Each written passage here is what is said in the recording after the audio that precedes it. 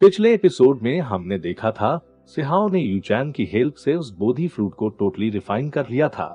लेकिन उसके बाद उन लोगों के बीच में थोड़ी बहुत बातें हुई और सिहाओ वहां से हंसते हुए भाग गया था। अब आगे एपिसोड शुरू होती है। वो लोग वहां से उस लोटस फ्लावर के पास आ जाते हैं क्योंकि ये लोग बहुत सालों के बाद एक दूसरे से मिले हैं। सिहाओ यूचैन से कहता है, मैं इस अपर वर्ल्ड में बहुत सालों से जंगलों में भटक रहा हूँ। उसके बाद मुझे सुयान अकेडमी के बारे में पता चला। इस पर यूचैन कहती है, मुझे ये गेस पहले ही कर लेना चाहिए था कि वो पर्सन तुम ही थे। यूचैन इस जगह पर उस टेस्ट के बारे में बात कर रही है। कह रही है, मुझे पता होना चाहिए था कि अगर कोई इस तरह से हरकत कर रहा है तो वह तुम ही हो सकते हो। सिहाओ कहता है, एक दिन ऐसा होगा जब मैं अपनी सिहाओ आइडेंटिटी ओपनली सबके सामने रिस्टोर करूंगा।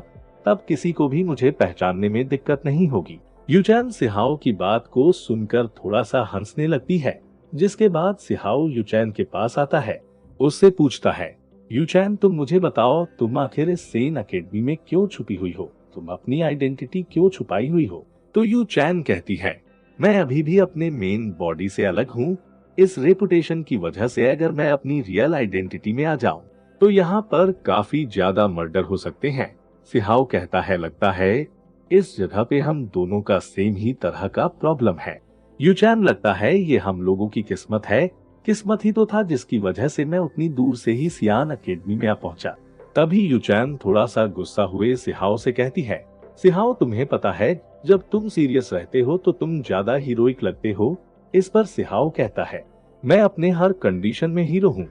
यूचैन उसकी बातों को सुनकर शांत हो जाती है, जिसके बाद कहती है, हम लोग इस दुनिया के अंत में खड़े हुए हैं, अनजान कि हमारा फ्यूचर क्या होगा।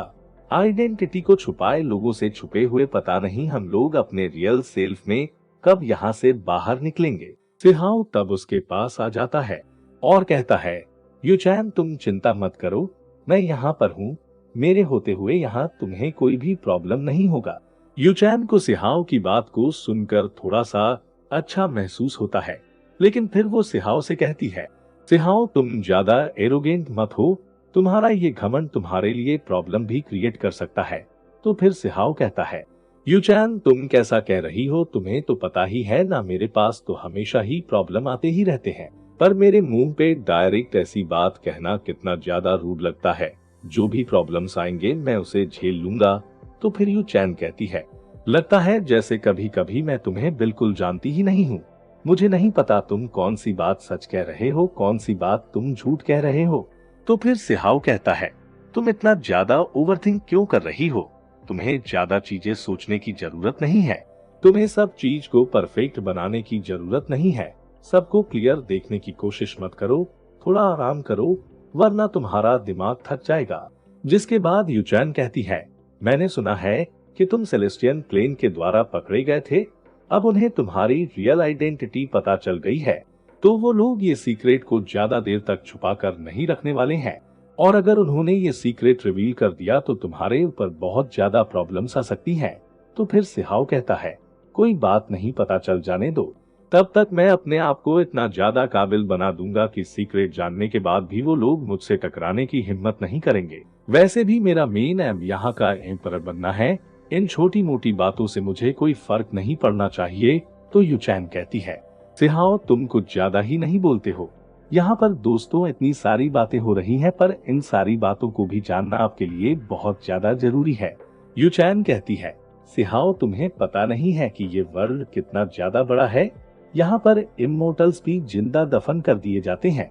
इमोर्टल की बात को सुनकर सिहाओ को कुछ याद आता है और सोचने लगता है और कुछ यूचैन से पूछने की कोशिश करता है, पर यूचैन उससे पहले ही कह देती है, देखो तुम जो पूछने वाले हो मुझे वो नहीं पता है।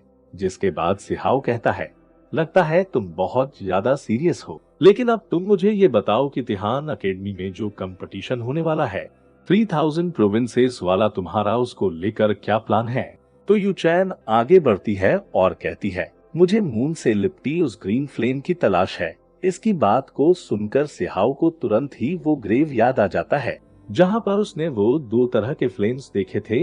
यूचैन कहती है, उन फ्लेम्स की मदद से वो लोग अपनी बॉडी को और ज्यादा मजबूत करेंगे। जिसकी हेल्प से वो लोग ये 3000 प्रोविंसेस का कंपटीशन में अच्छा परफॉर्म करेंगे। सिहाओ कहता है, मुझे एक ब्लू फ्लेम के बारे में पता है। सिहाओ के बात को सुनकर यूचैन खुश हो जाती है और कहती है, सच में वो ब्लू फ्लेम इमोर्टल एरा का है, जो कि इमोर्टल क्विंजी यान का फ्लेम है। क्या तुम मुझे उसका लोकेशन बता सकते हो? सिहाओ तुरंत ही कहता है, नहीं। तभी दोस्तों हमें कुछ लोगों की आवाज सुनाई देती है, जो कि यूचैन से कह रही होती है, सिस्टर ये आपका प्राइवेट रेस्ट करने का टाइम है। हमें यहाँ पर एक और आवाजें सुनाई दे रही हैं। क्या आपको कोई प्रॉब्लम है? ये लोग इस जगह को चेक करने के लिए आ रही थी।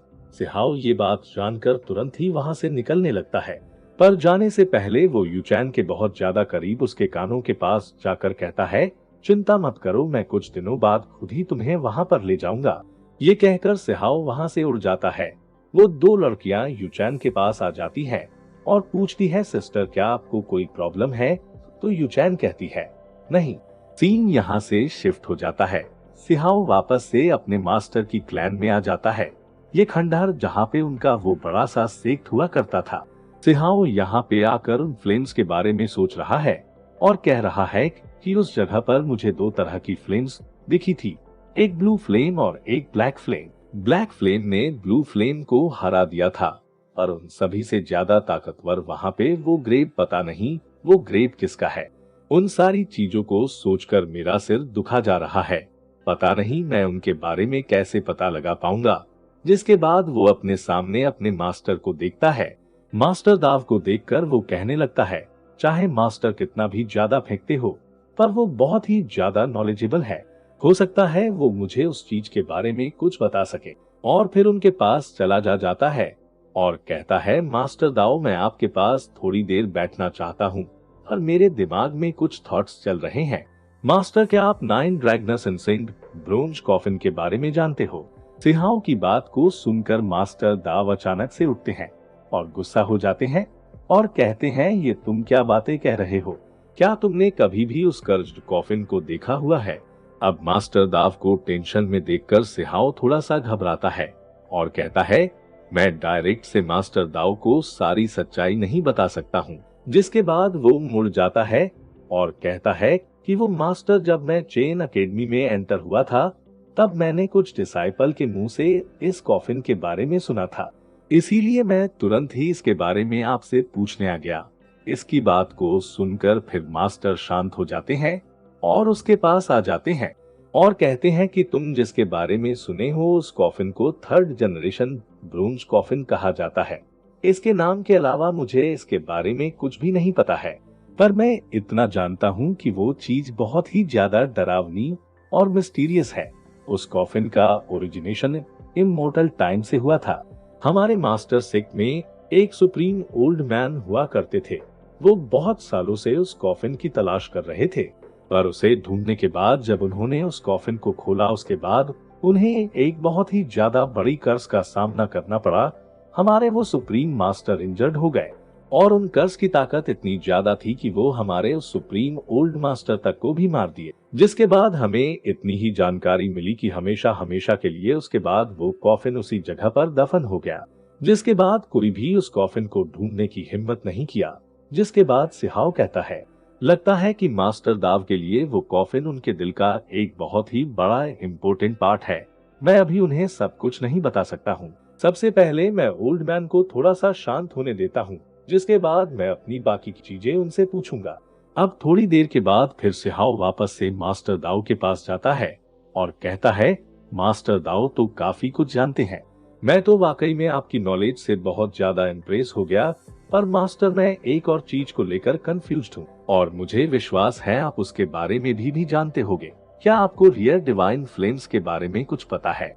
इसकी बात को सुनकर फिर मास्टर कहते हैं, तो तुम वापस से ब्रेक थ्रू करना चाहते हो। डिवाइन फ्लेम की मदद से तुम अपने कल्टीवेशन को डिवाइनिंग तक पहुंचा सकते हो, जिसके बाद डिवाइन फायर रेलम में पहुंचकर तुम एक गॉड का स्थान प्राप्त कर सकते हो, इससे पहले कि तुम उन फ्लेम्स को यूज कर पाओ।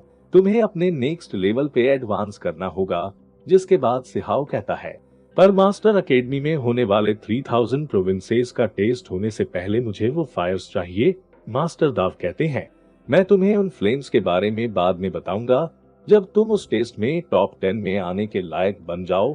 पर अगर तुम ऐसा नहीं कर पाए तो वापस मुझे अपना ये शक्ल बिल्कुल भी मत दिखाना। और इसी के साथ ये एपिसोड यहीं पर खत्म करते हैं। अगला पार्ट जल्दी लेकर आऊंगा। सब कुछ आप लोगों पर डिपेंड करता है, आप कितना इस वीडियो को सपोर्ट दिखाते हैं।